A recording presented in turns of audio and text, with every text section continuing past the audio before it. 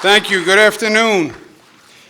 Pleasure to be back on Staten Island. And first, how about that Anne Marie, huh? Let's give her another round of applause.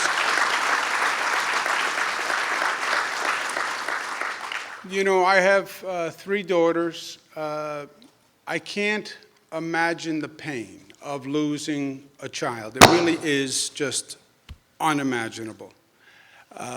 It's unnatural. We have losses in life. We lose parents, brothers, sisters, but there's a sequence, there's a cycle to life. It's unnatural to lose a child. And that you took that pain and you put it into a positive place speaks so highly of you and who you are and your character and your integrity and your strength. That you have the admiration of every person in this room. And you know, I believe God does everything for a reason. And your loss, I believe, will save other parents and literally save them from going through the pain and literally will save lives. And you have all of our gratitude for that. Anne Marie Parada.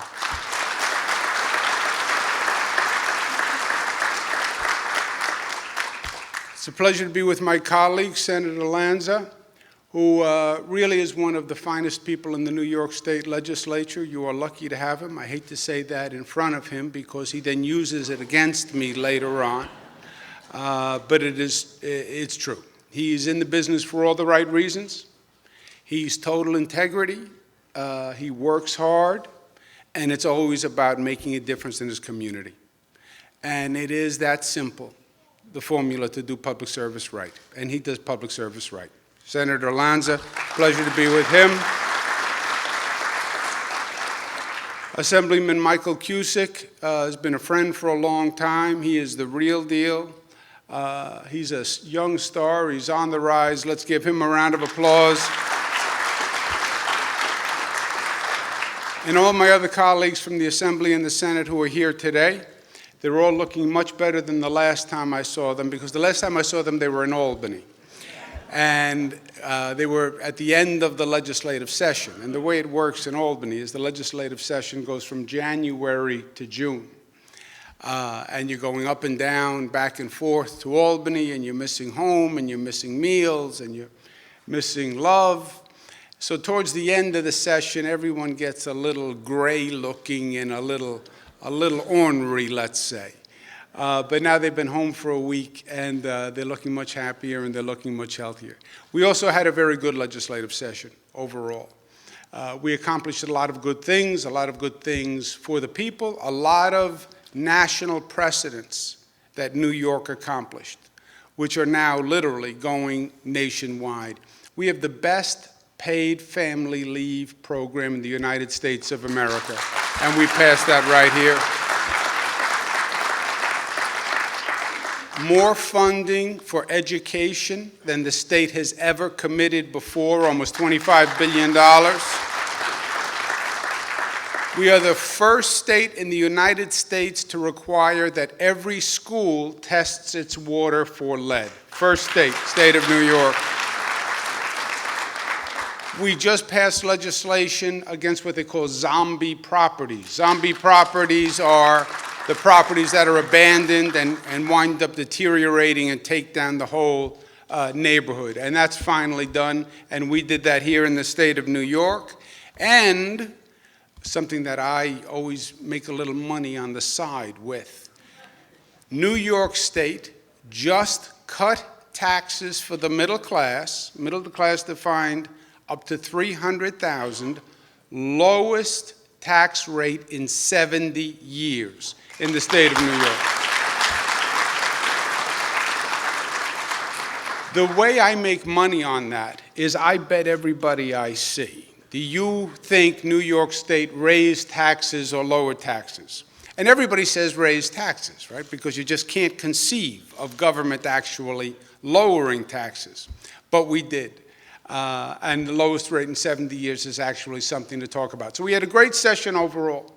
But I think the most impactful thing we did is this policy on heroin. I believe this will literally save lives. And it is the product of a lot of people who worked very hard. We had a joint task force between the Senate and the Assembly. They went all across the state having hearings. I was here with Senator Lanza and Assemblyman Cusick at the hearing on Staten Island. Anne Marie, your story, the story of parents who lost children, the story of providers, were so compelling. The task force did an extraordinary report, and it was frightening to read the report because the numbers are increasing exponentially. Senator Lanza mentioned 3,000 hospital visits Staten Island. 10 years ago, this wasn't a problem. 10 years ago, you had 7, 8 deaths on Staten Island. Last year, we had 80, and the numbers are just doubling and tripling all across the state. It's not just this state, it's happening all across the country. You want to get a scope of the severity of this problem. We now lose more people to heroin opioid overdoses as we did to AIDS at its peak, believe it or not. AIDS at its peak. And it's grown so gradually that people haven't really taken notice. It does not discriminate. It's black children, it's white children, it's brown children, it's rich children, it's poor children, it's urban, it's suburban. It is a drug that is more accessible than any other drug.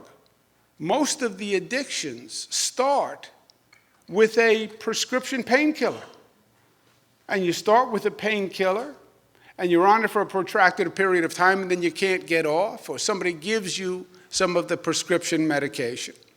And the numbers are just going up, up, and up. So New York State had the task force. We came up with a comprehensive plan. We're about to sign the legislation. First thing the legislation does is it takes on the insurance companies. Why? The insurance companies have been a hurdle and an obstacle in the beginning of this process. Now, the insurance companies, I was the Attorney General before I was the governor. And I sued the insurance companies all the time. Not because I'm an especially litigious fellow, but the insurance companies are in the business of healthcare. They are businesses. They are not charities. They're not your friend. They're not your uncle. They're not your doctor. They are in the business of providing insurance, which means if they don't have to provide it, they don't want to provide it because it's expensive. And what's happening now is too many times the decisions are made by the insurance company. And when you have a person who's on heroin or on a drug and they're ready to go into treatment, they have to go right then.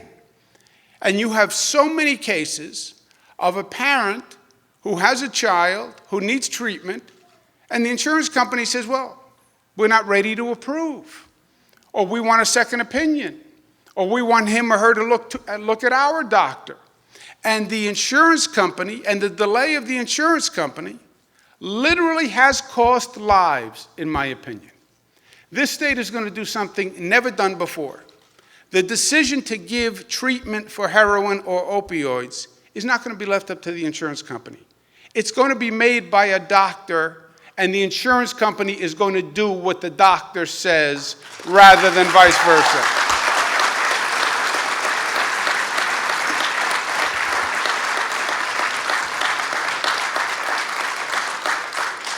And it is a very simple system. The state is going to set up a medical protocol.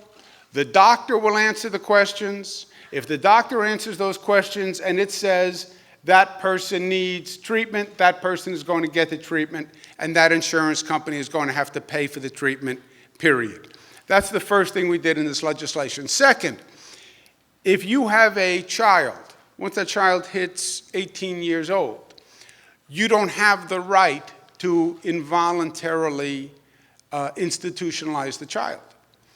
And the current law is they can only be held 48 hours against their will. And you have a lot of parents and a lot of medical professionals who will say 48 hours is too short. Because in 48 hours, the person, even if they are now clean for 48 hours, they haven't stabilized. And if you let the person out after 48 hours, there's a very high chance that they're going to go right back to where they were, redo exactly what they were doing. On the other hand, it was controversial because you also have a civil liberties question. The person is over 18 years old, and you're holding a person against their will. Medical professionals said the right amount of time is the increase from 48 hours to 72 hours, and that's what this law does. You can hold a person for 72 hours. It's for their own good. I'm comfortable that it's not an invasion on their civil rights. If a doctor says their health requires us to hold them for 72 hours, then hold them for 72 hours, and that's what this law is going to do.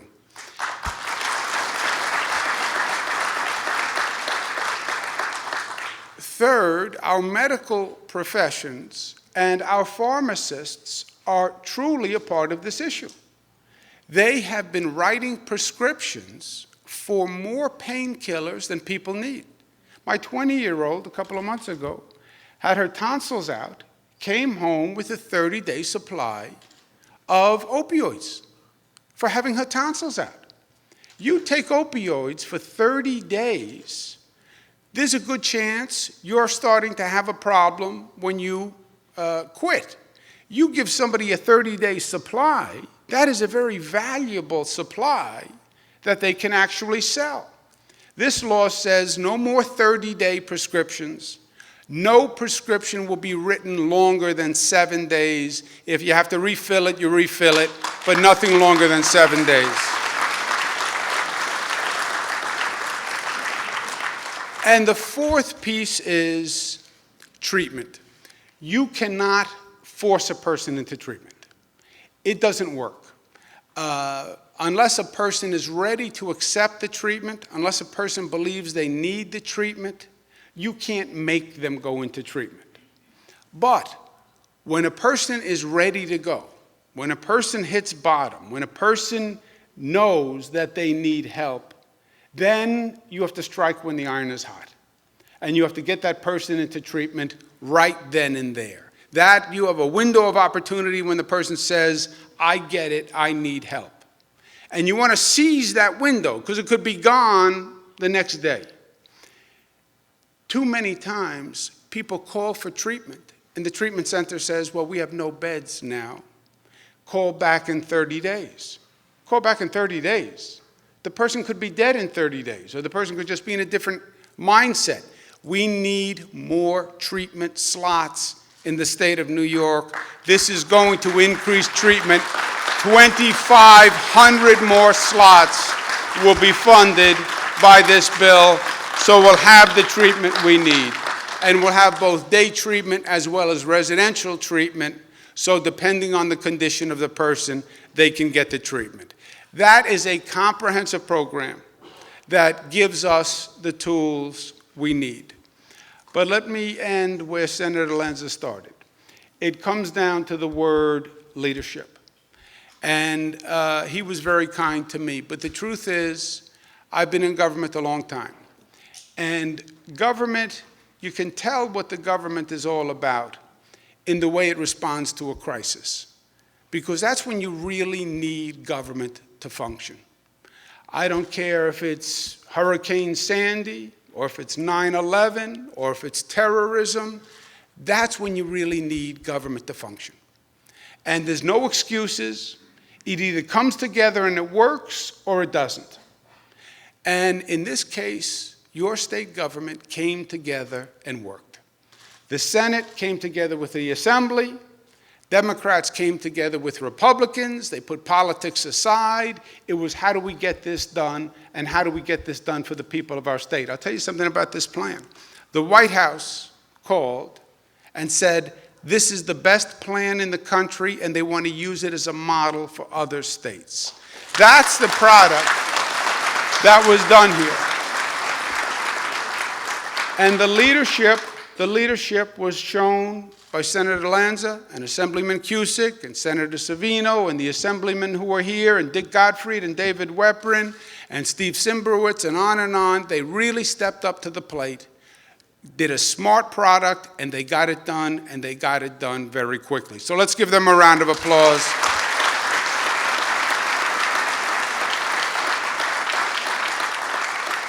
And staying on the theme of leadership, this is a crisis. And this is one of the toughest crises that we'll go through, or that we have gone through. If we're going to tackle it, it's going to require leadership on everyone's behalf. Government did its part. You have the tools. But we now need law enforcement and the DAs and the police to work together, the educators to work together, teachers to work together, parents to do their job, citizens to do their job, neighbors to do their job. And if everyone steps up and shows leadership, we can actually save lives and end this epidemic. And today is a great step forward. The rest is up to us together. And Assemblyman Cusick is right. If there's a group of people who come together at a time of difficulty and put differences aside and lock arms and get done whatever they need to get done, it is Staten Islanders. Let's go do it. Thank you and God bless you.